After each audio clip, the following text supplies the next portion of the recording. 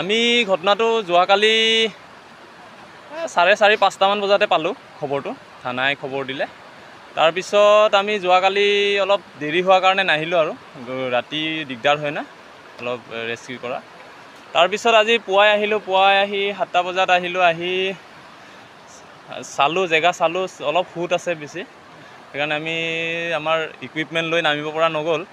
খালী মানুহে আমি অলপ চালোঁ, চোৱাৰ পিছত জেগাটোত আমাৰ এজন লোকেল মানুহ আছিলে, যিহেতু পাহাৰীয়া জেগা, আমিতো এক্সপেৰিয়েঞ্চ নাই আমাৰ ইমান পাহাৰত হেৰি কৰা, লোকেল মানুহ আছিলে, আমিও চালোঁ, লোকেল মানুহৰ সহায় লৈ বস্তুটো উদ্ধাৰ কৰিব পৰা গ'ল। তাৰপিছত এতিয়া আমি পুলিচক চমজাই দিছোঁ, চমজাই দিয়াৰ পিছত বডিটো তেওঁলোকে পষ্টমৰ্টেম দিব। তাৰপিছত এতিয়া এটাই কথা হ'ল, জেগাটো ইয়াত যিখিনি কমিটি আছে এইটো নহয় বন্ধ কৰিব লাগে, নহয় ইয়াত যিহেতু দুটা ঘটনা ঘটি গ'ল, নহয় এইটো অলপ ভালকৈ তেওঁলোকে মন ৰাখিব লাগে যে মানুহ ইয়াত আহিলে অলপমান জেগাটো ঠিককৈ ৰাখিব লাগে, যে কোনোবা নামিছে নেকি, নহ'লে আগতে ইয়াৰ ৱাৰ্ণিং লিখি থৈ দিব লাগে যে ইয়াত এনেকুৱা দুটা ঘটনা হৈ গৈছে, নহ'লে জেগাটো বন্ধ কৰি দিব লাগে। সেইখিনিয়ে আমাৰ ক'ব লগা আছে।